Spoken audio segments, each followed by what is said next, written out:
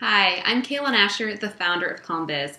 Recently, I spoke at a teacher training, and one of the students in the training asked me a question that I have gotten versions of time and again. And it went something like this: do I really need a yoga niche? Couldn't I feel even more fulfilled if I taught various student groups, like college students one day and then middle aged women the next? Wouldn't I feel even more fulfilled and like I was helping more students if I served more and more people? And my response was that when you first start teaching, I highly recommend that you do teach various groups, that you work with college students and young agile bodies and athletic bodies and aging bodies and children if you have that opportunity. Teach as many people and different styles of yoga as you're interested in. But my guess is that over time, you'll start to notice that you feel more called and pulled to teach this student body or this style of teaching. And when that starts to happen, when you start to realize where you really can find your home zone or area of genius, that's when it's really important for yourself as a teacher, for your yoga business, and for your students to think about honing in on a type of student or a style of teaching or both so that you can teach at the very best of your ability. And I also get that this concept of zeroing in is kind of scary. You feel like you might be limiting your potential reach, your potential income, your creativity. But I want to share with you today two fears that I often encounter with the yoga teachers that I work with, and I want to debunk them for you so that you can confidently go out and start teaching in that unique area of genius, in that unique yoga niche that only you can deliver to your students so that you feel even more fulfilled and more creative and more capable as a teacher.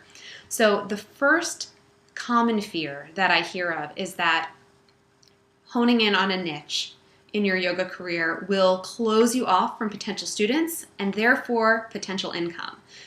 But the truth is, when you have a niche market, your marketing becomes better, your message becomes stronger, your classes become more engaging because you know exactly who you are creating all of those things for. When you know specifically the type of student that is showing up in your class or you're hoping to show up in your class, or the style of yoga that you teach, when you're really clear on that, everything else gets clearer too. So instead of trying to send out this kind of murky message of, I'm serving everybody, show up for yoga, if you speak specifically to, I teach prenatal yoga to women who are expecting their baby and are looking to, get in touch with their breath and body pre-birth, that's a very specific person you're hoping to show up in class. And so your marketing becomes more effective, your classes become stronger, and you get to work with the people you're really called to teach.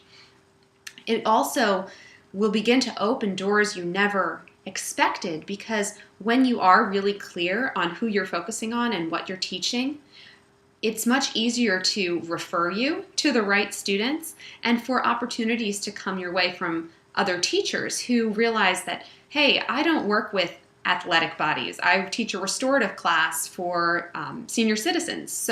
But I know that this teacher teaches athletic bodies. So if that's what you specialize in, teachers are able to refer business back and forth without it feeling like competition, which is such a nice place to dwell when we feel like we're all collaborating and making each other better, stronger teachers instead of competing for a limited number of students, which is not the case. And the second niche fear that I often hear from the clients that I work with is that they're scared that having a niche will kind of pigeonhole them and stifle their creativity because they love teaching all these different kinds of yoga. They love taking different kinds of yoga. They think they want to work with all these different bodies.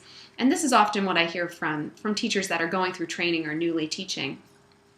And I get that. Many of us are multifaceted, multi-passionate people, and we have so many things that we're interested in that bring us joy in our lives, and we feel like we need to put that all into our business. That if we love, like for me, for example, I love cooking and travel and wine and dining out with my husband and yoga and marketing and reading business books and business building and spending time with my daughter and going for walks outside in nature. I love all that stuff.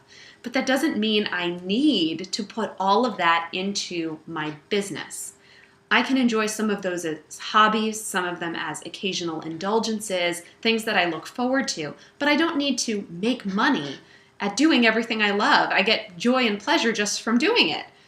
Now, granted, I have fused a few of my interests, the idea of business building, marketing, creating a lifestyle that I love, and yoga. I've put those together to serve a niche market, but I haven't necessarily piled in everything that I enjoy. I realize that, again, that would just muddy the waters, and it would limit my reach, because I would, again, be listing all these things that I'm trying to serve and trying to put into my business. So just because you're passionate about 14 different things doesn't mean you need to try to meld all of them together into a niche. You can enjoy some of them as hobbies, and that's totally fine. That's permissible.